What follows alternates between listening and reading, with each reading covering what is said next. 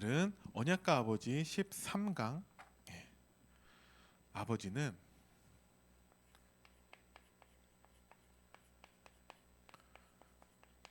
가정에서 제사장이다 라는 제목으로 마가복음 9장 14절부터 29절 본문을 가지고 말씀을 나누도록 하겠습니다. 말씀은 미리 준비를 했었는데 여러분들은 어떠실지 모르겠지만 잘 들어보시면 이번 주 강단 말씀하고도 정확하게 연결되어지고 조금 이따 말씀을 들어보시면 아 그렇구나 라는 생각을 하실지도 모르겠습니다. 저는 그랬거든요. 말씀을 가지고 사역을 하면서 주로 강단 말씀의 내용 가지고만 사역을 하지만 그래도 첨언하는 것들이 있거든요. 그 가운데서 이 내용을 가지고서 말씀을 나눴는데 정확하게 일치한 내용이어서 참 감사했습니다. 먼저 서론에서 우리가 하나님께 받은 그 축복을 바르게 누리지 못하면 그것을 빼앗기게 됩니다. 지금까지 우리가 나누었던 모든 아버지들의 모습에서 우리는 이것을 많이 봤습니다. 그죠? 다윗은 어마어마한 축복을 받았죠. 근데 그것을 내 자녀에게 전달하지 못했기 때문에 그 축복을 다 상실하게 되었습니다. 물론 다윗 한 사람을 통해서 하나님이 이루고자 하셨던 그 모든 일들은 다 성취가 되었습니다. 그런데 다윗의 아들들, 다윗의 자녀들은 어떤가? 예를 들어서 어떤 사람이 굉장히 훌륭한 일을 했는데 그 자녀가 마약 중독자가 되고 정신병자가 되고 그랬다면 과연 그 사람이 그 일생이 온전히 그렇게 위대한 일을 했다고 해서 정말 축복받은 인생이라고 할 수 있을까? 그건 아니겠죠. 우리 인생은 쭉 연결되어지기 때문에 우리가 열심히 일하는 이유들이 나 잘 먹고 잘 살기 위해서 하는 게 아니에요. 물론 그것을 포함해서 우리 자녀들, 우리 미래까지도 우리는 생각하는 것이죠. 그래서 그런 말들이 있더라고요. 정치꾼은요, 그냥 자기 자신만 생각을 하는데 올바른 정치인, 정치가는 미래, 후대를 생각한다라는 얘기가 있습니다. 우리가 이런 것들을 절대 놓치면 안 되겠죠. 우리가 하나님에 대해서 말할 때 하나님을 가장 잘 표현하는 가장 잘 나타내는 표현이 무엇입니까? 하나님은 창조주 하나님이시고 하나님은 전능하신 하나님이십니다. 그죠? 그렇다면 우리가 할 일이 무엇이 있습니까? 하나님은 전능하세요. 그럼 우리가 할 일은 기도밖에 없습니다. 네. 이제부터 우리는 진짜 기도해야 됩니다. 하나님이 전능하시고 우리를 하나님의 자녀 삼아 주셨다면 우리가 할 일이라는 것은 기도밖에 없는 거예요. 하나님 자녀에게만 기도할 수 있도록 하셨습니다. 그러면 우리는 뭘 기도해야 됩니까? 하나님의 계획이 이루어지도록 기도해야 됩니다. 네. 우리가 특별히 하나님이 나를 통해 우리를 통해서 하나님이 계획하신 그 일들이 다 성취되도록 우리는 기도해야겠죠. 그렇지 않으면 우리는 빼앗기게 됩니다. 단순히 빼앗기기만 한다면 다행인데 그냥 빼앗겼다면 다시 얻으면 되잖아요. 근데 그런 수준이 아니라 하나님께 받은 그 축복 때문에 멸망하게 됩니다. 제가 아까 설명한 내용들이 다 그런 것이다라는 것이죠. 이스라엘은요, 전 세계에서 가장 축복받은 민족이었고 나라였습니다. 그죠? 왜? 하나님의 언약, 복음을 가지고 있기 때문에 그렇죠. 근데 이스라엘은 그 복음 때문에 멸망했습니다. 왜요? 그것을 제대로 바르게 누리지 못했기 때문에 쉽게 얘기해서 결국 복음 때문에 망한 거예요. 우리는 그것을 꼭 기억해야 됩니다. 그죠? 여러분들의 집에, 우리들의 집에 진짜 요셉 같은, 다윗 같은, 사무엘 같은 그런 후대를 하나님께서 주신다면 어떻겠습니까? 너무 좋겠죠. 그런데 그들마다 꼭 한 가지 후회가 어디에 있었는지 우리는 기억해야 됩니다. 그것이 우리가 지금 아버지 학교를 하는 이유예요. 그게 아니라면 이 시간은 무의미합니다. 그죠? 아버지 학교를 왜 하느냐? 아버지들 몇 명 오지도 않는데. 우리 교회 아버지들이 얼마나 많이 있습니까? 근데 그 아버지들마다 별로 관심이 없어요. 그러니까 이 현장의 가장 맹점이 그것입니다. 아버지들이 많이 있는데 아버지 학교를 한다라고 했을 때 별로 관심이 없어요. 아버지로서 내가 뭔가 더 배워야 된다라는 생각을 하지 않아요. 그러니까 당연히 아버지 학교가 별로 나와 상관이 없는 것이죠. 어떤 아버지들은 뭐 나 이제 나이 많고 이제 뭐 하나님께 부름 받을 날이 얼마 남지 않은데 내가 뭘 하겠냐라는 생각을 할 수도 있겠죠. 젊은 사람들은 지금 이 시간에 조금이라도 더 쉬기를 바랄 것입니다. 일주일 동안 열심히 일하고 난 다음에 무슨 토요일까지 와서 하나님 말씀을 듣냐라고 생각하는 분들도 계실지 몰라요. 그들마다 정말 하나님이 주신 그 축복, 내가 받은 축복을 바르게 누리고 있는가라는 것을 한 번은 생각해 볼 그런 계기가 생겼으면 좋겠습니다. 언제 그거 생각할까요? 반드시 그 한 가지 후회에서 꼭 만나게 됩니다. 그때는 생각하겠죠. 아, 내가 아버지로서 제대로 하지 못해서 내 자녀들이 복음을 제대로 누리지 못하고 있구나 라는 생각을 하게 될 수도 있습니다. 그죠? 예를 들어서 우리 교회 많은 중직자분들 계시는데 그들마다 자녀들이 있겠죠. 그 자녀들이 다 교회 나오고 있습니까? 대구에 있지 않는다고 한다면 다른 지역에서는 온전히 바르게 신앙생활을 하고 있습니까? 그것을 한번 우리가 스스로 돌아봐야 된다고 생각을 합니다. 우리가 진짜 하나님께 축복을 받았죠. 우리가 진짜 하나님의 응답받은 사람들, 복음 가진 사람들인데 그것을 우리가 진짜 바르게 누리고 있습니까? 하나님이 계획하신 대로 우리가 변함없이 쓰임 받을 수 있습니까? 우리한테 필요한 것은요, 18만 5천의 아수르 군대를 꺾는 것이 아니에요. 우리에게 필요한 것은 죽을 병에서 살아나는 것이 아닙니다. 히스기야는 그것 때문에 망했습니다. 그죠? 18만 5천 명을 하나님이 한 번에 다 죽이시는 것이 아니라 한 절반 정도만 죽이고 나머지는 살려내셨다면 히스기야는 계속 기도했을 거예요. 그죠? 죽을 병에 걸렸는데 그 죽을 병에서는 나았지만 바울처럼 뭔가 몸에 가시라고 하는 계속 기도할 만한 그런 것들이 남아 있었다면 히스기야가 그렇게 교만해지지는 않았을지도 모릅니다. 그래서 제가 전에 말씀드린 적이 있지만 여러분들의 인생에서 정말 성공의 날이 올 수 있겠죠. 진짜 응답받은 날. 그때 딱 한 가지 우리가 기억해야 할 것이 무엇이냐? 내가 진짜 성공하고 은혜 받고 응답받고 성령으로 충만하고 할 그때에 우리가 기억해야 될 단 한 가지는 뭐냐? 그때 하나님께 엎드려서 정말 눈물로써 하나님 제발 나를 도와달라고 우리는 기도할 수 있어야 됩니다. 무슨 말씀인지 아시겠죠? 우리가 진짜 곤란한 경우 정말 해결할 수 없는 문제를 만났을 때 그렇게 하지 않나요? 하나님께 엎드려서 진짜 제발 하나님 도와달라고 기도하지 않나요? 성공했을 때도 그래야 되고 평상시 우리의 삶 속에서 우리는 그런 자세를 가지고 있어야 됩니다. 히스기야가 그걸 놓쳤기 때문에 하나님께 누구보다도 응답받은 사람이었지만 그것을 다 빼앗기게 되었습니다. 그 아들 므낫세는요, 히스기야가 받았던 그 모든 응답이 하나도 없어요. 그거는 히스기야까지도 빼앗긴 것입니다. 우리가 그것을 꼭 기억해야 한다라는 것이죠. 그러니까 내 문제가 해결되고 축복받는 것이 우리에게 꼭 응답이 아닙니다. 뭐가 응답이죠? 하나님을 바라보는 게 응답이에요. 제가 전에 새벽에서도 그런 말씀을 드린 적이 있었는데 우리는 기준이 바뀌어야 됩니다. 세상 성공의 기준이 무엇입니까? 소유와 성취예요. 많은 것을 가지고 많은 것을 이루기를 원하죠.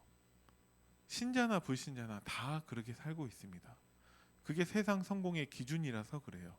근데 하나님이 말씀하시는 성경에서 말하는 성공의 기준이 무엇입니까? 관계예요. 무슨 관계입니까? 우리가 죄 때문에 하나님 말씀을 불신앙 불순종해서 하나님을 거역하고 반역하는 죄 때문에 죄의 결과로 관계가 무너졌어요. 하나님과 단절되고 하나님과 분리되었습니다. 그게 모든 문제의 시작이에요. 그래서 하나님은 그 관계를 회복하기 위해서 예수님을 그리스도로 보내주신 것입니다. 그래서 오직 믿음으로 우리를 구원하셨죠. 그래서 하나님과의 관계가 회복된 것이 참된 선곡이고 참된 응답이고 참된 행복이라는 것입니다.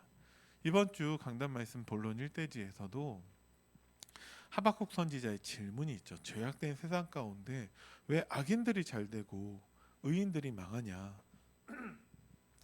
하나님의 답은 무엇입니까? 이사야서 55장 8절에 내 생각은 너희들의 생각과 다르다라고 말씀하고 계세요. 어떻게 다르죠? 악인들이 잘 된다라는 그 말 자체가 틀린 거예요. 그러니까 악인들이 잘 된다라는 그 기준이 뭡니까? 의인들이 망한다는 기준이 무엇입니까? 악인들이 소유와 성취가 많다는 얘기잖아요. 하나님 기준에서 악인들은 이미 멸망한 거예요. 세상은요, 모든 것이 다 있습니다. 그죠? 그래서 대단해 보이고 부러워 보일 수 있다니까요. 근데 세상은 딱 한 가지가 없어서 멸망합니다. 그 한 가지가 복음이라는 거예요. 그렇기 때문에 악인들은 이미 멸망한 거예요. 의인들은 멸망할 수가 없습니다. 근데 자꾸 우리의 기준으로 보니까 모든 것이 다 있는 세상이 대단해 보이고 부러워 보이고 저 악인들이 잘 나가는 것처럼 보인다라는 것이죠. 그죠? 그래서 우리의 기준을 바꿔야 됩니다. 왜 하나님이 방관하는 것처럼 보인다라고 말씀하셨습니까? 하나님은 저 악한 갈대아 사람들을 통해서 죄악된 유다를 심판하시려고 하는 거예요. 그 죄악된 유다를 나로 바꾸면 됩니다. 죄악된 나를 하나님이 심판하시려고 하는데 왜 방관하는 것처럼 보입니까? 내가 돌아오기를 원하시는 거예요. 어떻게 돌아와야 됩니까? 하나님의 말씀을 듣고 말씀을 마음에 담아야 됩니다. 그렇게 회개하고 하나님께 돌아오도록 우리를 기다려주고 계시는 거예요. 방치하고 방관하시는 게 아니에요. 하나님은 우리를 기다려주고 계십니다. 그게 하나님의 사랑이라는 것이죠. 그죠? 진짜 우리가 모든 문제 해결받고 우리가 다 응답받아야겠지만 그게 전부가 아니라는 것을 여러분들이 꼭 기억하시기 바랍니다. 그래서 진짜 이제는 알 것 같아요. 왜 구원받았는데 심지어 저는 목사까지 되었는데도 왜 이렇게 문제가 항상 있고 왜 이렇게 인생이 힘드냐. 어떤 여행 유튜버가 그런 얘기를 하더라고요. 그 사해를 가봤다고 합니다. 그러니까 몸이 가만히 있어도 둥둥 뜬대요. 근데 사해를 좀 더 지나가서 어떤 그냥 계곡을 가니까 거기는 그냥 우리나라에 있는 계곡하고 똑같아서 가만히 있으면 가라앉고 이제 막 허우적거리고 뭐 이렇게 막 해야 된다고 하더라고요. 뭐가 재밌냐? 사해가 재미있지 않대요. 사해는 잠시 처음에 신기할 뿐이지 그냥 가만히 둥둥 떠다니는데 재미가 없대요. 계곡에 가서 막 허우적거리고 발버둥 치고 그게 재밌대요. 잠수도 했다가 나와서 막 다시 숨 쉬고. 그래서 인생은 발버둥 쳐야 된다라고 합니다. 그게 재밌는 거래요. 다 이루고 다 가지고 있으면 재미가 없습니다. 그래서 다윗도 성공했는데 뭘 보고 있죠? 남의 여자 목욕하고 있는 거나 보고 있는 거예요. 그게 정상입니까? 그게 인생이 재미가 없는 거예요. 하나님의 복음을 놓친 사람들은 다 똑같습니다. 우리에게 진짜 주어지는 축복은 오직 예수겠죠. 그런데 오직 예수가 항상 예수가 되는 것이 진짜 축복입니다. 성경에 많은 사람들이 오직 예수 했어요. 근데 잠시 지나고 나서는 항상 예수는 안 됐습니다. 그것을 자녀들에게 전달하는 것은 실패했다라는 것이죠. 그것이 우리가 아버지 학교를 하는 이유입니다. 우리가 잠시 오직 예수 될 수 있다니까요. 은혜 받고 응답 받을 수 있습니다. 여기 계시는 분들 다 한 번쯤은 내가 간절히 기도했었던 것들이 응답되었었고 간절히 바랬던 것들을 이루거나 가진 적이 있으실 것입니다. 근데 그게 다 한때라는 것이죠. 우리에게서는 진짜 오직 예수가 항상 예수가 되어질 수 있도록 계속 하나님을 바라보고 정말 계속 하나님께 기도하는 그 응답이 있기를 바랍니다. 그래서 우리는 그 비밀 가지고 우리 자녀들에게 부모를 떠나서 다른 사람들과 세상으로부터 오는 그 고난을 이길 힘을 갖도록 해야 됩니다. 하나님이 이 힘을 주실 거예요. 하나님이 오늘 이 힘을 주실 것입니다. 어떻게 주십니까? 그냥 막 갑자기 힘이 막 생기고 그런 게 아니죠. 종교는요, 뭔가 기합을 넣거나 체면술 같은 것을 하거나 명상 같은 것을 해서 그런 힘을 얻으려고 하고 있는데 실제 힘을 얻기도 합니다. 그죠? 하나님으로부터 오는 힘은 그런 힘이 아니에요. 우리 자녀가 부모를 떠나서 다른 사람들과 세상으로부터 오는 모든 문제와 고난을 이길 힘, 이게 있어야 되는데 이게 무엇입니까? 모든 고난으로부터 이길 수 있는 그 힘은 무엇이냐? 우리 자녀들이 하나님을 알고 우리 주 예수 그리스도를 아는 것입니다. 우리의 신앙생활의 목표는 이게 돼야 돼요. 베드로후서 1장 2절을 전에도 소개한 적이 있는데 베드로 사도의 마지막 말씀이 무엇이냐? 하나님과 우리 주 예수를 알므로 은혜와 평강이 너희에게 더욱 많을지어다. 이게 베드로 사도의 마지막 고백이에요.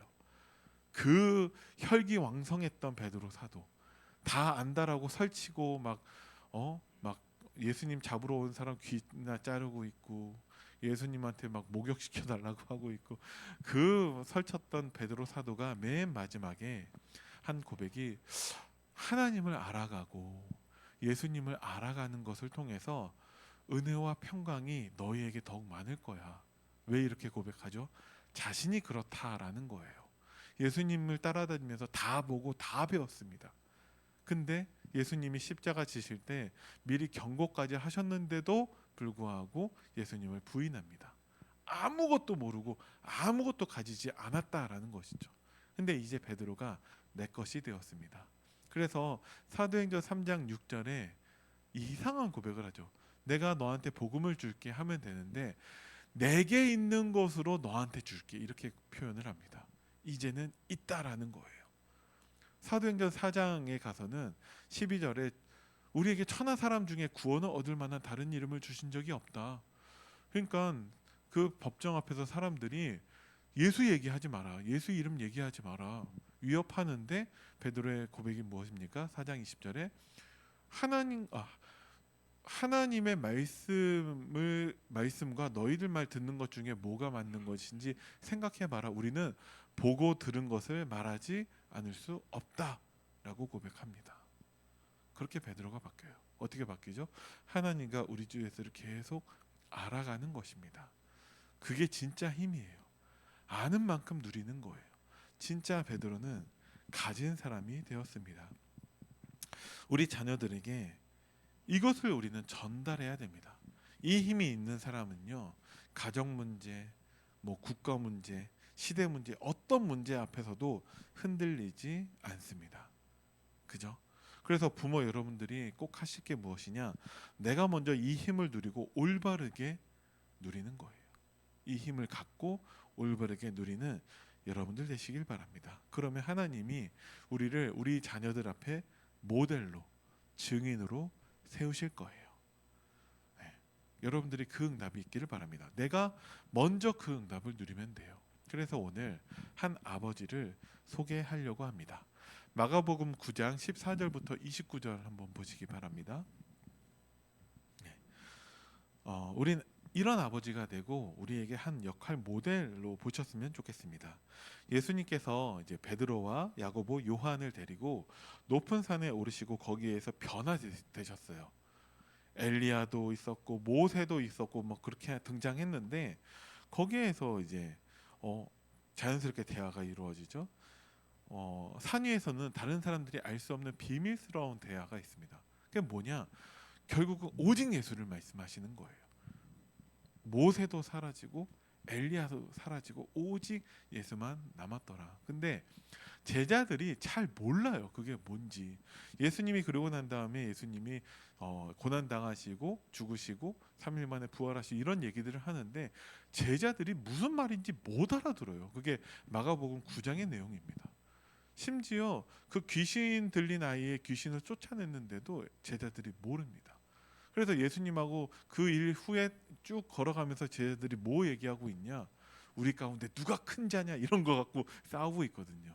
제자들이 참 우리들 모습을 보는 것과 같습니다. 근데 그 가운데 하나님이 한 아버지, 그 아버지는 귀신 들린 아들을 가진 아버지입니다. 그 아버지를 통해서 우리에게 중요한 메시지를 주시고 중요한 아버지 역할이 무엇인지를 알려주십니다. 자, 마가복음 9장 14절부터 29절 많지만 제가 읽어드리도록 하겠습니다. 이에 그들이 제자들에게 와서 보니 큰 무리가 그들을 둘러싸고 서기관들이 그들과 더불어 변론하고 있더라. 그 변화산에서 내려왔는데 그 남은 제자들과 함께 사람들이 변론하고 있는 거예요. 15절에 온 무리가 곧 예수를 보고 매우 놀라며 달려와 문안하거늘 예수께서 물으시되 너희가 무엇을 그들과 변론하느냐? 그러니까 뭐 갖고 얘기하고 있냐? 17절에 무리 중에 하나가 대답하되 선생님 말 못하는 귀신 들린 내 아들을 선생님께 데려왔나이다. 한 아버지가 귀신 들린 아들을 예수님한테 데려온 거예요. 왜 데려왔죠? 당연히 문제 해결 놓고서 왔죠. 이 귀신 쫓아내달라고 병에서 고쳐달라고 한 거죠. 왜 근데 아버지가 예수님한테 왔을까요? 소문을 들은 거예요. 아 예수라는 사람이 있는데 막 소경을 눈뜨게 하고 오랫동안 누워 있었던 병자를 고치고 뭐 대단하더라. 막 기적이 일어났다. 그러니까 당연히 귀신 들린 아들을 가지고 있는 아버지가 그 소문을 듣고 이렇게 온 거죠. 18절에 귀신이 어디서든지 그를 잡으면 거꾸러져 거품을 흘리며 이를 갈며 그리고 파리해지는지라 내가 선생님의 제자들에게 내쫓아 달라 하였으나 그들이 능히 하지 못하더이다.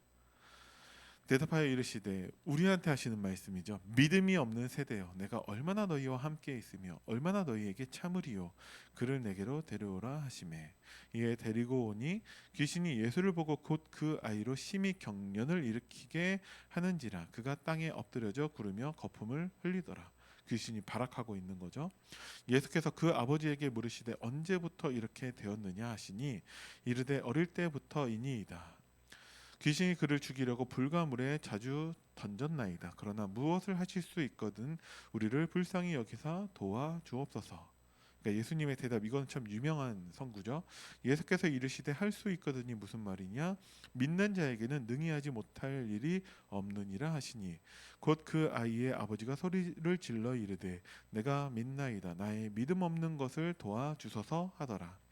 예수께서 무리가 달려와 모이는 것을 보시고 그 더러운 귀신을 꾸짖어 이르시되 말 못하고 못 듣는 귀신아 내가 내게 명하노니 그 아이에게서 나오고 다시 들어가지 말라 하시매 귀신이 소리를 지르며 아이로 심히 경련을 일으키게 하고 나가니 그 아이가 죽은 것 같이 되어 많은 사람들이 말하기를 죽었다 두었다 하나 예수께서 그 손을 잡아 일으키시니 이에 일어서니라. 집에 들어가심에 제자들이 조용히 묻자오되 우리는 어찌하여 능히 그 귀신을 쫓아내지 못하였나이까. 이르시되 기도 외에 다른 것으로는 이런 종류가 나갈 수 없느니라 하시니라. 아멘. 이 아버지가 소문으로 듣고 와서 예수님한테 데리고 와서 이제 구하는 내용과 예수님의 말씀을 직접 듣고 언약을 붙잡고 기도하는 내용이 다릅니다. 쉽게 얘기해서 22절과 24절이 다르다라는 얘기를 하고 있는 거예요. 네.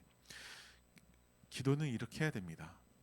아까 제가 처음에 뭘 말씀드렸죠? 하나님을 가장 잘 나타내는 표현이 창조주 하나님, 전능하신 하나님이라는 거예요. 그래서 우리가 할 게 뭐가 있죠? 하나님 자녀들 우리가 할 게 기도밖에 없습니다. 기도는 이렇게 하는 거예요. 무조건 도와달라, 고쳐달라 하는 게 기도가 아니에요. 그거는 저 절간 다니는 사람들도 하고 있고요. 저 무당 찾아다니는 사람들도 하고 있는 거예요. 그들이 뭘 모르는 거죠? 하나님의 말씀을 모르고 있다는 것이죠. 근데 23절에 그 유명한 말씀이 아니라 이 아버지가 난생 처음 예수님의 말씀을 직접 들은 거예요. 우리가 하나님 말씀을 직접 들어야 됩니다. 듣고 마음에 담아야 됩니다. 이게 이번 주 강단 말씀 서론이죠. 하나님의 말씀을 들을 수 있음에 감사해야 된다. 왜? 사람은요, 마음에 듣는 것에 따라서 말하고 행동하고 그렇게 살아가요. 막 지금 막 열받고 분노에 차 있는데 갑자기 요즘 하늘을 보면서 아 그래도 하늘은 아름답네 이럴까요? 그럴 수가 없어요. 하늘이 보이지도 않을 뿐더러 지금 마음에 분노로 가득 차 있는데 뭐 아우 안녕하세요 사랑합니다 이런 얘기 할 사람이 누가 있겠냐고요. 그죠? 마음에 담아 있는 것에 따라서 사람이 바뀝니다. 그죠? 뭔가 먹는 거에 대한 집착이 어렸을 때부터 들어온 사람은 나이 들어서도요 먹는 거에 집착해요. 그죠? 여러분들 마음에 무엇이 있습니까? 평상시에 잘 모를 수 있어요. 진짜 문제 앞에서 정말 고통과 중요한 선택과 결정 앞에서 내 마음 가장 깊은 곳에 들어가 있는 것이 튀어나온다라는 것이죠. 그죠? 그래서 진짜 우리는 내 필요를 채우는 것이 아니라 하나님 말씀을 제대로 들으니까 제대로 기도가 나온다라는 것이죠. 그게 오늘 본 24절의 아버지의 바뀐 기도를 통해서 우리가 알 수 있습니다. 우리는 뭘 모르고 떠드는데 하나님의 말씀을 읽거나 듣거나 묵상하면 하나님의 계획, 하나님의 그분의 뜻이 우리는 보입니다. 그죠? 이 아버지가 드디어 알게 된 거예요. 그래서 바른 기도를 하게 되었고 바른 응답을 받았습니다. 예수님이 무엇을 말씀하신 것입니까? 귀신 들린 아이가 아니라 아버지 내가 중요하고 아이의 병이 중요한 게 아니라 아버지의 믿음이 중요하다는 것을 정확하게 말씀하고 계시는 거예요. 그죠? 그리고 이 아버지에게는 믿음을 말씀하셨고 제자들에게는 뭘 말씀하셨습니까? 기도를 말씀하셨어요. 그게 29절이죠. 기도 외에는 이런 유가 나갈 수가 없다라고 말씀하고 계십니다. 우리에게 진짜 필요한 은혜가 무엇이냐? 믿음과 기도입니다. 아버지가 이것을 회복해야 한다라는 것이죠. 계속되는 말씀의 흐름 속에서 우리가 잠깐 정리를 하면요. 우리가 하나님의 후대 계획을 붙잡아야 됩니다. 뭐죠? 정말 훌륭한 사람들이 한 가지 후회에서 만난다라는 거예요. 우리는 한 가지 후회가 아니에요. 우리는 수없이 많은 후회가 있습니다. 그 가운데 또 한 가지 얘기에 있는 거죠. 근데 진짜 훌륭한 사람들을 보니까 다윗, 사무엘, 솔로몬, 히스기야 다 보니까 이 한 가지 후회에서 만난다라는 것이죠. 그게 무엇입니까? 후대가 실패하는 그 한 가지 후회라는 거예요. 아버지가 올바른 응답, 올바른 복음을 바르게 누리지 못하니까 전달되어지지 않고 결국 후대가 실패한다라는 것입니다. 이것이 일종의 마귀 역사의 공식과 같다라는 거예요. 이런 말은 성경에 없는 건데 그래도 보면 여기에 있습니다. 위대한 사람들의 한 가지 후회가 반드시 부부, 부모, 후대 여기에 있습니다. 그죠? 그것을 말씀드리는 거예요. 그러니까 우리나라 지금 주식이 막 오르고 있다라고 하잖아요. 최초로 4천을 넘었다라고 하고 저 같은 사람은 그게 무슨 의미인지도 잘 모르겠어요, 솔직히. 뭐 그거 보고 나서도 아 나도 주식 해볼까? 할 돈이 없어요. 아무 뭔지 잘 모르겠어요, 그것을. 근데 옛날에 1970년대, 80년대 삼성전자 주식을 많이 그 여윳돈이 있어서 많이 사놓고 꾹쭉 이렇게 묵혀놨던 사람이 지금 그것을 발견하면 내 재산이 어떻겠습니까? 그죠? 굉장한 횡재를 했겠죠, 그 사람은. 근데 마귀가요, 밖에 나가서 돌아다닐 필요가 없어요. 뭘 열심히 할 필요가 없어요. 마귀에게서 마치 삼성전자 주식을 1990년대에 산 것처럼 그리고 쭉 가지고 있었던 것처럼 마귀는요 그냥 모든 사람들이 이 한 가지 후회만 할 수 있도록만 덫을 놓고 있으면 돼요. 아버지의 역할을 모르고 아버지의 사명을 모르고 하나님의 후대 계획이 뭔지 몰라서 그냥 생물학적인 아버지는 다 되어지는데 정말 하나님을 닮은 아버지가 되지 못하게 한다라는 것이죠. 그래서 요한복음 8장 44절에 너희 아비 마귀라고 해서 우리 인류의 아버지의 역할을 마귀가 하고 있다라는 것입니다. 이거 왜 다른 것을 할 필요가 없는 거예요.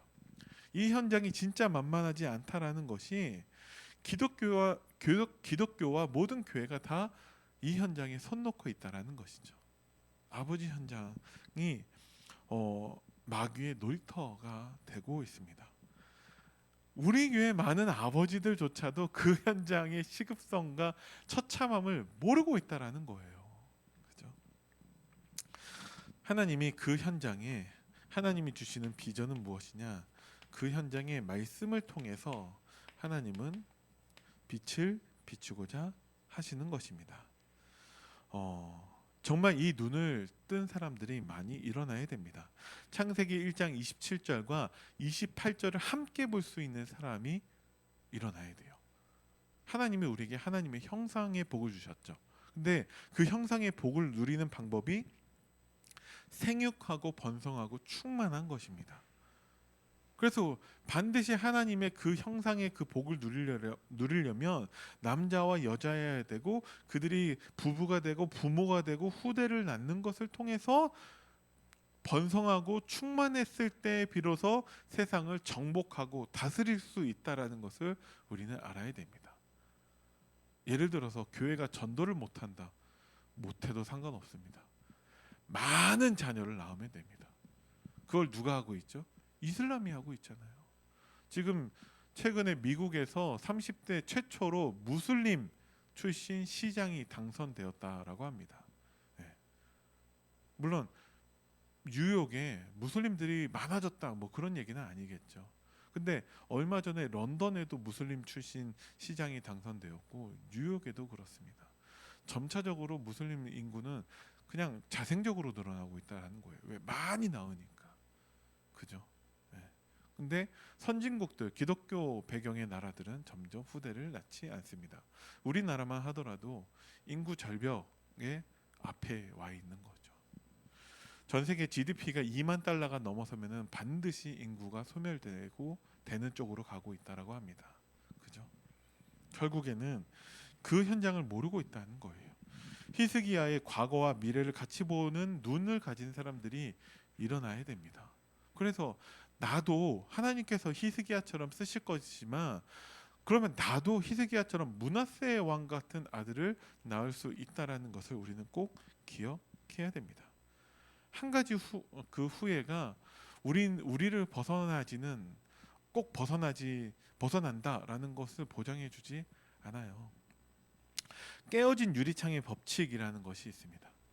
뭐 들어보셨겠지만 미국에 있는 심리학자이며 스탠포드 대학교 교수인 필립 짐바르도라는 사람이 주장한 건데 깨어진 유리창의 법칙. 그러니까 뉴욕의 지하철이나 어두운 골목이 범죄를 사라지게 하는 방법이 있는데 그게 거기를 그냥 청소하는 것이었습니다. 사람들의 심리가 여기는 지저분한 곳이니까 나도 지저분하게 있어도 상관없다라고 생각을 한다라는 거예요. 그래서 자동차에 유리창 하나를 깨어진 상태로 방치해 두잖아요. 그럼 사람들이 와서 나머지 유리창을 다 깨고 다 망가뜨린다라고 합니다. 어차피 망가진 거라 내가 더 망가뜨려도 상관이 없다라는 것이죠. 그래서 가끔 뭐 뉴스나 어떤 프로그램 보면은 아니 사람이 어떻게 이런 데서 살 수 있지 할 정도로 정말 심각한 그런 환경 속에서 살고 있는 사람들이 많이 있잖아요. 그러니까 그래서 특수 청소하는 그런 업종도 생기고 뭐 그렇다고 하는데 집에서 나오는 쓰레기가 뭐 몇 톤 뭐 이런 식으로 나온다고 한다네요. 그게 다 깨어진 유리창의 법칙이라는 거죠. 우리가 이 현장 한 가지 후회가 되는 그 후대 현장에 그 법칙이 존재하지 않도록 해야 한다라는 것이죠. 그러니까 너나 할 거 없이 아버지들이 하나님 닮은 아버지가 한 명도 없다 보니까 그게 그냥 당연한 거예요. 뭐 다 그런데 뭐가 문제냐? 그래서 내 자녀에게 생을 걸고 정말 언약을 전달하고 후대를 전달하는 것에 우리가 힘쓰지 않습니다. 언제 하냐? 5월달 가정의 달 뭐 이런 때 나 하는 거예요. 특별한 사역으로. 그 1년에 한 번 하고 뭐 그런다고 그 현장이 회복되겠습니까? 예전에 기독교 방송에서 조영기 목사님 메시지를 들은 적이 있는데 그분은 평생에 꿈을 꿨다라고 합니다. 그럼 무슨 꿈을 꿨냐? 첫 번째, 하나님이 세계 최고의 교회, 우수한 교회를 세우고 싶다고 꿈꿨는데 하나님이 꿈꾼 대로 응답하셨다고 합니다. 그리고 두 번째, 세계 곳곳을 다니면서 말씀을 전하는 꿈을 꿨다고 합니다. 꿈꾼 대로 되어졌고 되어지고 있다라고 믿는다고 합니다. 근데 그분 생애에 딱 한 가지 후회가 있다라는 말씀을 하시는 거예요. 그래서 도대체 어디에 후회가 있을까? 어김없이 이 현장에 후회가 있다라고 합니다. 네. 참 대단한 인물인데 그 후대들에게 온전한 복음을 전달하지는 못했다라는 것이죠. 그래서 반면교사라는 말을 계속 쓰고 있습니다. 아버지는 가정에서 제사장이라는 말씀을 드렸는데 성경에 이 내용이 있는 것은 아니에요. 아버지가 제사장이다 이런 내용이 있는 것은 아니거든요. 근데 그런 역할을 찾아낸 것입니다. 예수님이야말로 큰 대제사장이죠. 히브리서 4장 14절 말씀을 보면은요. 그러므로 우리에게 큰 대제사장이 계시니 승천하신 이 곧 하나님의 아들 예수시라. 우리가 믿는 도리를 굳게 잡을지어다라고 되어져 있습니다. 우리는 오늘 그분의 은혜의 보좌 앞에 담대히 나아가고 예배자가 되고 은혜를 받아야 됩니다. 레위 지파의 제사장은 짐승의 피를 들고 여호와 앞에 나아가 백성들의 죄를 대신하여 속죄받는 하나님의 임명하신 제사장직을 한 사람들입니다. 레위 지파가 이는 큰 대제사장이신 예수님이 자신의 피를 들고 지성소에 들어가실 것을 보여주는 모형이에요. 예수님은 자신의 피를 들고 자신이 피를 자신이 들고 단번에 영원한 속죄를 이루신 유일하신 대제사장이십니다. 그것을 말해주고 보여주는 것이 레위 지파의 제사장이라는 것이죠. 근데 베드로후서 2장 9절 말씀에 예수를 믿는 모든 성도가 제사장이다라고 말씀을 하고 계십니다. 그래서 아버지가 가정에서 제사장의 역할을 해야 된다. 예수님이 우리를 위해서 단번에 영원한 속죄를 이루셨다라는 것을 우리 자녀들에게 증거해야 되는 그 사명이 아버지에게 있다라는 것이 아버지가 가정에서 제사장이다라는 것을 말씀하시는 것입니다. 우리는 그리스도의 피의 복음을 들고 가족을 향해서 자녀들을 향해서 하나님이 첫 번째 세우신 제사장이고요. 첫 번째 세운 말씀 교사고 첫 번째 세우신 제사장 역할을 감당해야 됩니다. 우리가 그 전도자의 역할을 해야 된다라는 것이죠. 자, 말씀을 보도록 하겠습니다. 먼저 하나님이요 가정과 집이라는 것을 그 집에는 청년, 부부, 부모, 후대가 다 있죠. 이것이 하나님이 하신 창조의 근본입니다. 네. 하나님이 하신 사역을 건축물로 본다면요, 이 건축물에 보이지 않는 기초 골조, 기둥, 대들보가 청년, 부부, 부모, 조부모, 후대 안에 다 들어 있습니다. 근데 드러나지 않죠. 가장 중요한 그 기초 골조, 그 건물이 높게 쌓은다면 그게 가장 중요하겠죠. 대들보, 기둥 이런 것들이 이것이 하나님의 지으신 건축물이에요. 청년, 부부, 부모, 조부모, 후대. 이게 무너지면요 건물이 다 무너집니다. 그죠? 근데 이게 언제부터 시작되었냐? 창세기 3장에서부터 시작된 문제라는 거예요. 그래서 성경 어디를 봐도 3, 4대가 되기 전에 분명히 복음은 끊어집니다. 하나님이 다시 시작하시죠. 근데 또 3, 4대가 되기 전에 분명히 복음은 끊어집니다. 아브라함부터 시작해서 이삭, 야곱, 요셉. 근데 요셉 다음에 이스라엘 백성들은 노예가 돼요. 그죠? 다윗 2세부터 시작한다 하더라도 2세, 다윗, 솔로몬 나라가 쪼개집니다. 그게 성경의 역사예요. 계속해서 사사기의 역사가 반복되고 있다라는 것이죠. 왜 그러냐? 아버지가 자기의 역할을 감당하지 못하기 때문에 그렇습니다. 자, 이 가정, 이 집은 하나님이 창조하신 거예요. 창세기 1장 27절, 28절이죠. 절대 우연이 아닙니다. 인류학자, 사회학자들은 하나님을 모르면 다른 말들을 하겠죠. 근데 사회학적으로 진화론적으로 전부 찰스 다윈의 종이 되어서 엉뚱한 말들을 하고 있어요. 하지만 명백하게 가정과 집은 하나님이 지으신 창조물이십니다. 하나님이 창조하신 건축물이죠. 근데 이들이 타락했고요.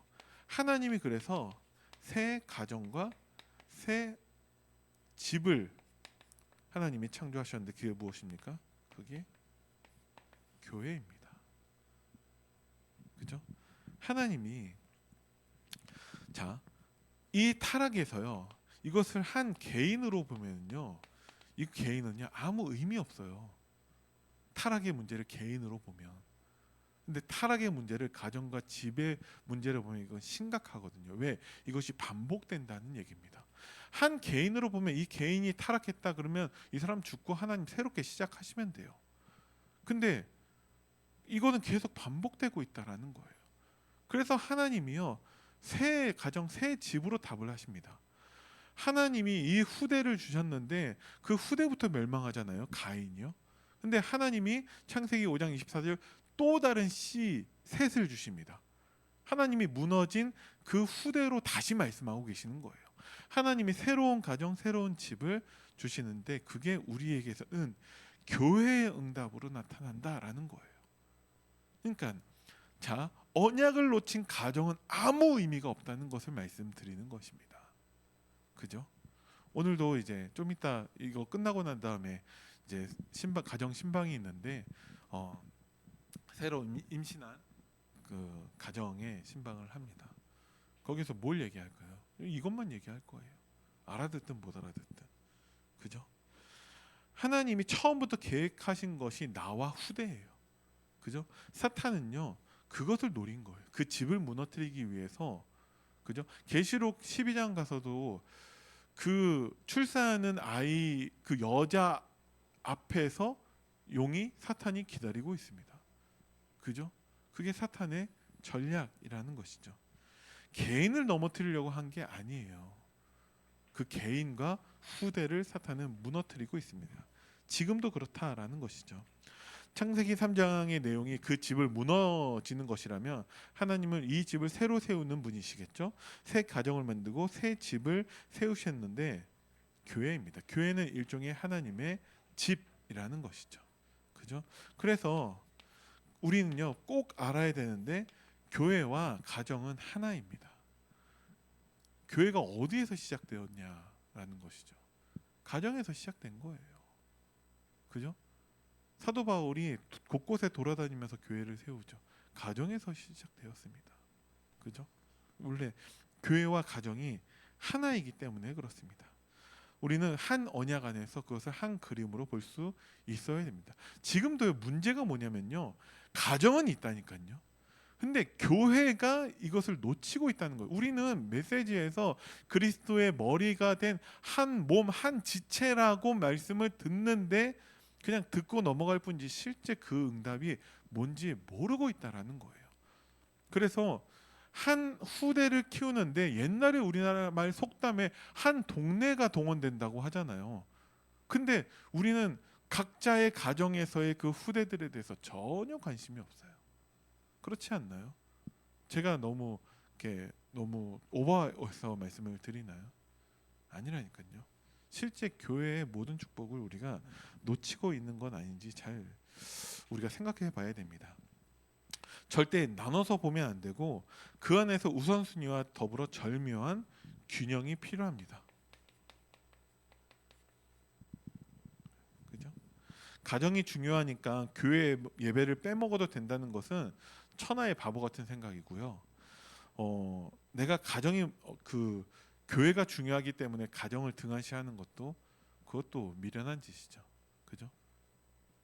그러니까 많은 사역자, 많은 목회자 가운데에서는요 그렇게 생각하시는 분들이 생각보다 되게 많아요. 또 성도들도 그렇게 하면 되게 좋아해요. 그래서 예전에 제가 처음으로 운전을 배웠을 때 저한테 운전을 가르쳐 주신 전도사님이 자기는 차량 운행을 할 때 우리 가정은 절대 집 앞에 내려다 준 적이 없다는 것을 되게 자랑스럽게 말씀하셨어요. 나이 많은 어머니와 자기 와이프와 애가 셋인데 그 집 앞에 들어가는 데까지 뭐 100m도 안 되는데 반드시 길가에서 내리라고 했대요. 그걸 성도들이 보고 있다고.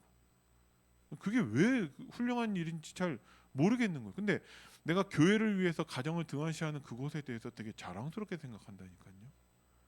응? 제 동기 중에 하나는 미국 국적의 한국 여성과 결혼을 했는데 미국 국적을 갖고 있어요. 미국에 살고 있거든요. 딸을 낳았는데 1년에 한 번 본다고 합니다. 그걸 되게 자랑스럽게 여겨요.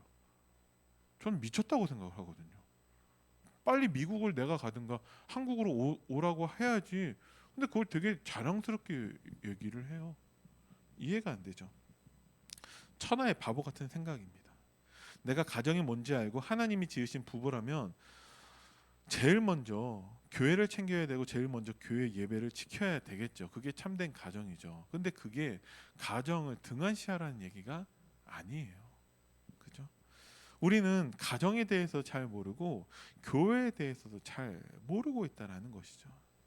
그래서 가정이 교회가 돼야 되고 거기서도 예배가 이루어져야 되고 교회로 모이면 하나님의 집이요 하나님의 가정이 되어야 합니다. 사탄의 역사는 목회자와 교인 사이에 갈등이 있게 하고 심하면 싸우게 하는 경우를 참 많이 봤죠. 그죠? 그거는요. 내가 아들인데 우리 아버지한테 대드는 폐륜을 하는 거예요. 무조건 목회자를 잘 섬겨라, 잘 이렇게 뭐 이렇게 추앙해라 이런 개념이 아니에요. 그러니까 참 이 말 자체가 되게 어렵죠. 목회자가 잘못하면요, 그것도 치리하고 그것도 분명히 따져야겠죠. 하나님 그냥 넘어가시는 분 아니에요. 그죠? 근데 우리는 하나님의 가정, 하나님의 집에 그 응답을 누려야 한다라는 것입니다. 그래서 이것이 정말 남편과 아내, 아버지와 어머니 이런 것들이요. 정말 가정 안에서 교회 안에서 언약으로 말씀으로 회복돼야 되고 그 사역이 필요하고 그 시스템이 필요하다라는 것입니다. 지금도요. 이제 올해는 이제 거의 다 지나갔으니까 내년에 우리 결혼을 앞두고 있는 커플들이 있거든요. 그들이 또 한 가정을 이룰 것입니다. 그들에게 우리는 교회의 축복이 무엇인지 전달해 줘야 한다라는 것이죠. 자, 두 번째입니다. 아버지는 가정의 제사장입니다. 여러분들이 이 역할을 하는 모델이 되시기를 바랍니다. 자, 아버지는요 자녀에게 복음을 전해줘야 되는 제사장입니다. 성경에만 있는 성경에 유일하게 있는 내용이죠. 그죠? 아버지가 가정에서 제사장이라면 아버지가 해야 되는 첫 번째 역할이 복음입니다. 아버지가 복음 책임자고 복음 전달자고 복음으로 가정을 인도해야 되고 복음으로 가정을 이끌어야 됩니다. 많은 사람들이 아버지로서 너무 약합니다. 저도 목사로서 굉장히 시원찮지만 아버지로 어떨지 잘 모르겠어요. 근데 저희 딸이 저를 좋아하는 거는 뭐 그런 것 같아요. 왜냐면 잘 때 보면은 이제 새벽에 깨면 항상 저한테 와서 저한테 안기고 되게 좋아하거든요. 왜 그런지 모르겠는데 되게 좋아해요. 참 감사한 일이죠. 그래서 우리 아이가 이제 지금 뭐 말귀를 조금씩 알아듣고 있는데 이제 조금씩 하나님의 말씀, 복음, 언약 이것을 전달하려고 하고 있습니다. 아직 잘 몰라요. 근데 이제 말귀를 알아듣고 그럴 때가 되면은 정말 이 비밀, 정말 무엇이 복음을 누리는 것이냐 이것을 전달하려고 하고 있습니다. 우리가 진짜 목회도 잘해야겠지만 이것이 가정으로서도 연결되어 있다는 것을 우리는 꼭 기억해야 됩니다. 디모데전서 3장 5절 말씀에는요. 사람이 자기 집을 다스릴 줄 알지 못하면 어찌 하나님의 교회를 돌보리요라고 말씀하세요. 그러니까 목회도 가정과 밀접한 연관이 있다라는 것이죠. 이것이 원래 하나였는데 이것을 신학자들이 둘로 나눠놨다는 거예요. 그래서 목회자들까지도 목회만 잘하려고 하지 가정을 돌보지 않는다라는 거예요. 그들이 악한 것이 아니라 모르고 있다라는 것이죠. 이것을 우리는 알려줘야 됩니다. 아버지는요 자녀들이 구원을 구원으로 인도해야 할 제사장입니다. 아버지가 해야 되는 게 굉장히 간단하죠. 예수님이 십자가에 왜 죽으시고 왜 피를 흘리셨는가? 바로 나와 네가 죄인인데 그리스도께서 오셔서 나를 위해서 너를 위해서 십자가의 대속의 피를 흘리셨다. 이 피가 아니면 아무도 구원을 받을 수가 없다. 이것을 우리 자녀들에게 전달해 줘야 됩니다. 근데 내용을 전달하는 것뿐만 아니라 우리가 그 증인으로 서야 한다라는 것이죠. 제가 이번 주 말씀 사역을 하면서 믿음의 결과가 무엇인지 질문해 봤습니다. 믿음의 결과가 무엇입니까? 오직 믿음으로 사는 자라는 말씀이었으니까 믿음의 결과는요. 말씀의 성취일까요? 안 믿어도 성취하세요. 근데 믿음의 결과는 무엇이냐? 그 성취를 확인할 수 있죠. 그죠? 우리가 안 믿어도 하나님은 말씀 성취하신다니까요.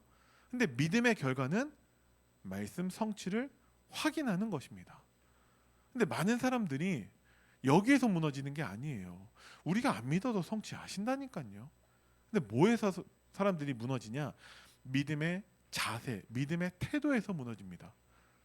믿음의 결과가 성취 확인이라면 믿음의 태도, 자세는 어떻게 해야 되나요? 인정해야 되는 거예요. 하나님을, 하나님의 말씀을, 하나님의 사역을 인정해야 됩니다. 언제요? 말씀 성취되기 전에. 확신이 믿음의 자세예요. 똑같은 말일지 몰라도 자, 홍해바다 앞에서 언제 갈라집니까? 홍해바다 언약궤를 맨 제사장의 발이 담길 때 갈라집니다. 갈라지기를 기다리고 있으면 절대 못 건너가요. 그죠? 그러니까 하나님이 가나안 땅으로 가게 하신다는 것을 인정하고 확신한다면 발을 내딛을 수 있겠죠. 아니면 절대 못 내딛습니다. 그죠? 그러니까 우리는 믿음의 자세, 하나님을 인정해야 한다라는 것이죠. 그래서 그 인정을 우리의 삶으로 보여줘야 됩니다. 그럼 우리는 어떻게 해야 됩니까? 진짜 하나님이 주신 것을 바르게 누리는 삶을 살아야 한다는 거죠. 적어도요. 진짜 복음을 누리는 사람은 염려, 걱정, 근심하지 않아요. 뭔가 세상의 대책을 찾지 않고 낙심하거나 불평하거나 원망하지 않아요. 하나님의 약속을 인정하는 여러분들 되시기를 바랍니다. 어떻게 하면 되죠? 하나님의 말씀을 듣고 마음에 담으면 됩니다. 그래서 이번 주 강단 기도문 첫 번째가 뭐예요? 하나님, 이 굳은 마음을 부드러운 마음으로 바꿔주셔서 말씀이 담겨지게 하는 것이 첫 번째 기도였습니다. 여러분들에게 그 응답이 있기를 바랍니다. 하나님이 이거 하라고 우리에게 아버지 되게 하신 거예요. 늦었다, 안 늦었어요. 하나님은 지금도 역사하십니다. 그죠? 인간은 복음을 누구에게? 부모에게 복음을 받은 자가 가장 복된 자입니다. 왜? 사탄은 이것을 못하게 방해하거든요. 여러분들이 이 응답을 누리시기를 바랍니다. 우리가 꼭 이거 했으면 좋겠습니다. 100%는 아니겠지만 하나님이 그 시대에 쓰신 영적인 대스승들, 위대한 분들을 보며 거의 어릴 적에 복음을 받게 됩니다. 누구를 통해서? 부모를 통해서. 100%는 아니에요. 근데 이것을 회복하기 위해서 우리가 지금 이 자리에 있는 것입니다. 우리 자녀도 부모를 통해서 복음을 전달받지 못한 결과 막 방황하고 낙심하고 불평하고 막 그러고 살다가 어느 날 다 인생 다 실패하고 난 다음에 어느 날 전도자를 만나서 복음 듣고 그럼 이상하잖아요. 그럼 그 시간들을 다 낭비한다는 거 아닙니까? 그럼 복음 받고 나서는 내 체질 바뀌는 거 쉽습니까? 안 그렇잖아요.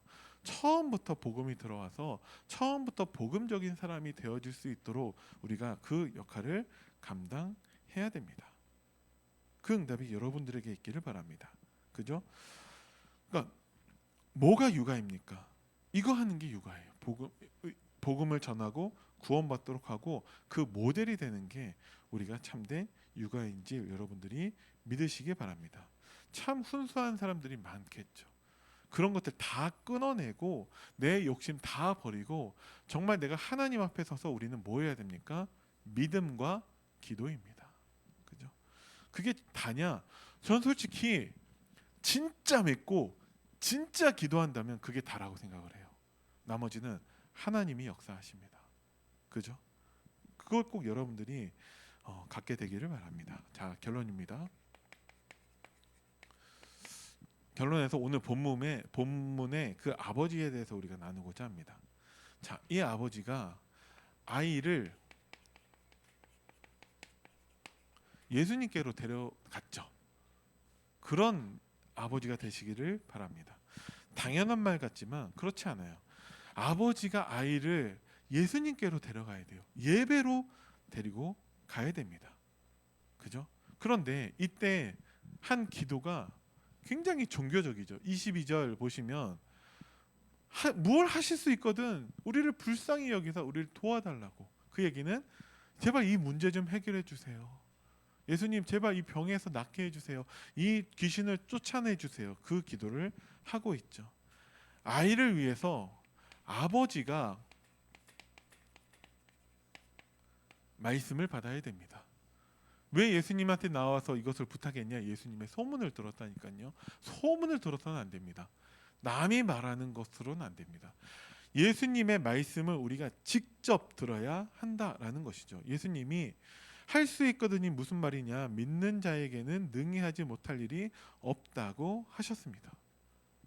제발 도와달라는, 이 아이를 고쳐달라는 아버지에게 예수님이 이 말씀을 하신 것이죠. 이 아버지가 이 말씀을 들었습니다. 예수님 하신 말씀은 지금 귀신 들렸지만 이 아이가 중요한 게 아니라 네가 중요하다. 아버지가 믿어야 된다라는 것을 말씀하셨습니다. 그래서 그 말씀을 듣고 난 다음에 아버지가 울부짖고 아버지가 기도합니다. 이 기도가 바뀌게 되죠. 그게 24절입니다. 말씀을 들으니까 정확한 기도가 나옵니다. 그 아버지가 소리를 질러서 뭐라고 말합니까? 내가 믿나이다. 그러니까 곧이라는 것은 그 자리에서 그 아버지만 할 수 있는 거예요. 다른 사람들 아무리 훌륭한 좋은 사람들 있어도 아저씨들은요 관심이 없어요. 근데 그 아버지는요 정말 비명을 지르고 절규하듯이 비명을 지르고 있죠. 예수님의 입에서 말씀이 끝나기도 전에 분명히 소리를 지르고 있습니다. 이 아버지가 이제 알았습니다. 말씀을 들으니까 이제 알았습니다 하면서 예수님한테 믿음을 고백하고 있습니다. 그죠? 아버지 외에는요 아무도 그 자리에서 말씀에 이렇게 민감하게 반응할 사람이 없어요. 여러분들에게 이 응답이 있기를 바랍니다. 그죠? 아버지가 들어야 되고 아버지가 이렇게 기도해야 되는데 내용은 믿음입니다. 그죠? 나의 믿음 없는 것을 도와달라고 예수님한테 기도하고 있습니다. 그죠? 그러니까 우리가 자꾸 문제 해결, 소원 성취 그 기도할 수 있다는 거예요.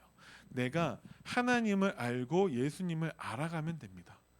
그러면 어떤 것도 문제되지 않을 힘을 우리에게 주세요. 그죠? 여러분들에게 이 응답이 있기를 바랍니다. 이 힘이 없으면요 다 빼앗기게 돼 있어요. 하나님을 알아가시고 예수님을 알아가는 여러분들 되시기를 바랍니다. 나의 믿음 없는 것을 도와주옵소서. 이것이 아버지의 기도입니다. 우리의 믿음을 두고 우리는 기도해야 됩니다. 그러니까 귀신이 당연히 나가고 그들은 뭐가 됩니까? 증인이 됩니다. 그죠? 우리가 기도할 때 최고의 응답은 해결이 아닙니다. 내가 바뀌는 것이고 내 믿음이 바뀌는 거예요. 그러기 위해선 하나님과 예수님을 정확하게 알아야겠죠. 환경과 삶을 이기는 힘, 정복할 힘 이것이 생기는 것입니다. 그죠? 그러니까 문제가 해결되든 안 되든 상관없어요. 이 아버지가 기도했는데 아이의 귀신이 나가지 않아도 이 아버지는 더 이상 문제되지 않았을 거예요. 왜? 예수님을 믿으니까. 거기에 더 큰 하나님의 계획이 있다는 것을 이제 알게 되는 것이죠. 그죠?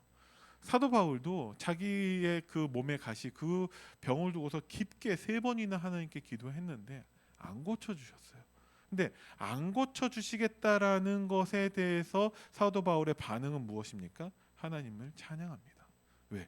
거기에 하나님의 계획이 있으니까. 그 몸의 가시 때문에 사도 바울은 하나님께 엎드릴 수밖에 없어요. 그 히스기야처럼 그 다윗처럼 엉뚱한 짓을 할 여유가 없습니다. 하나님만 바라본다는 것이죠. 그것이 응답 중에 응답입니다. 그죠? 여러분들이 그렇게 되었으면 좋겠어요. 물론 여러분들도 부자 되고 성공하고 다 하셔야겠죠. 하나님의 계획 속에 분명히 있을 거라고 믿습니다. 근데 내가 바뀌지 말아야 돼요. 하나님 주신 것을 바르게 누려야 되고, 우리는 더 이상 빼앗기지 말고 우리 후대들에게 전달할 수 있어야 됩니다. 네. 그래서 우리가 이렇게 증인되고 우리가 전도자의 응답을 누리게 되는 것이죠. 그날 모인 사람들 가운데에서 병자가 이 아이밖에 없었을까요? 저는 아닐 거라고 생각을 해요. 모인 사람들이 많이 있었고 소문 듣고 온 사람들이 이 아버지밖에 없었겠습니까? 근데 그때 이 아이만 치유를 받았습니다. 왜? 그 아버지가 예수님의 말씀을 듣고 믿음을 회복했기 때문에 그렇다라는 것이죠. 그래서 여러분들이 꼭 기억하셔야 할 게, 우리가 아이들을 양육하는 데 있어서 아버지가 책임자라는 것을 꼭 기억하셔야 됩니다. 자녀를 잘못 키웠을 때 아버지에게 책임을 묻습니다. 우리가 많이 계속 봤죠. 엘리가 대제사장으로 얼마나 바쁩니까? 근데 엘리의 아들들을 잘못 키웠을 때 하나님은 엘리의 아내가 아니라 엘리에게 책임을 묻습니다. 네가 어찌하여 이렇게 그 책임을 묻는다라는 것이죠. 그죠? 다윗에게도 그랬고요. 다윗이 얼마나 바쁩니까? 왕으로서 전쟁도 해야 되고 나라를 다스려야 되고. 근데 그 아들들에게 언제 그렇게 하나하나 다 훈계하고 그러고 있습니까? 근데 하나님이 다윗에게 책망하신다라는 것이죠. 그것이 아버지의 역할입니다. 그죠? 그래서 우리는요, 뭐 돈을 벌고 일을 하고 바쁘죠. 맞죠? 그것이 우리가 아버지의 책임에서부터 자유로워지는 것을 말하지는 않습니다. 우리가 먼저 하나님이 주신 것을 바르게 누리고 있다면 우리 자녀들에게 전달되어질 거예요. 그래서 우리는 진짜 자녀를 두고 우리가 기도해야 됩니다. 어떻게 기도해야 됩니까? 먼저 우리는 말씀을 들어야 됩니다. 기도는 능력이기 때문에 위험하기도 해요. 그죠? 마치 어린아이가 물에서 노는 것과 같습니다. 잘한다면 너무 재밌게 놀지만 물에 빠져 죽을 수도 있잖아요. 그것 때문에 우리가 망할 수도 있습니다. 하나님이 우리에게 온전한 것을 주셨는데 제대로 누리지 못한다면 우리는 그것 때문에 실패하게 되는 것입니다. 그래서 반복해서 말씀을 드리지만 이 아버지 현장에 내가 중요합니다. 내가 언약을 회복해야 되고 내가 믿음을 회복해야 됩니다. 문제는 끊임없이 계속 반복될 거예요. 그래서 문제에 집중하지 마시고 우리는 하나님의 말씀에 집중을 해야 됩니다. 그 응답이 우리에게 있기를 바랍니다. 성경 공관복음에서 보면 예수님은요, 양부모나 한부모라도 그 안에 믿음이 있거나 그 아이가 현장에 있을 때를 제외하고서는 도와주신 적이 없어요. 그죠? 반드시 아버지가 아이를 데리고 나왔을 때에만 축복을 하십니다. 그죠? 그러니까 자, 제자들하고 이렇게 있을 때에도 부모님들이 아이를 데리고 왔을 때 제자들이 책망하죠. 근데 예수님은 그 제자들에게 뭐라고 하고, 이 아이들을 나에게 데리고 오는 것을 뭐라 하지 마라 하고서 아이들을 안아주시고 아이들을 축복해 주십니다. 반드시 부모가 아이를 데리고 갈 때만 예수님도 축복하신다라는 것이죠. 그냥 축복하시는 경우가 없었어요, 성경에서. 그것을 여러분들이 꼭 기억하시기 바랍니다. 그래서 우리가 이 역할을 회복하는 것이 나 개인에서부터 시작돼서 이 사역이 교회 시스템이 되도록 여러분들이 꼭 기도해 주시기 바랍니다. 그러니까 지금 굉장히 소수가 모였고 아버지 학교 하는 내내 소수가 모였잖아요. 네, 많은 분들이 관심이 없어요. 근데 저는 한 사람만 있어도 된다고 생각합니다. 제가 이 메시지를 20대 중반에서부터 제가 듣고 준비를 했거든요. 근데 지금 와서 처음으로 이 메시지를 해봅니다. 한 사람만 있어도 이 장이 열려져요. 그죠? 근데 지금 한 사람은 아니잖아요. 여러분들을 통해서 우리 교회에 다른 분들에게도 이 언약이, 이 응답, 이 비전이 전달되었으면 좋겠어요. 내년에 다시 한번 해볼 생각입니다. 아버지의 학교를. 물론 아직 끝난 건 아니죠. 가정에서 제사장이고 가정에서 선지자고 가정에서 왕입니다. 그것을 여러분들과 더 말씀을 나누고자 합니다.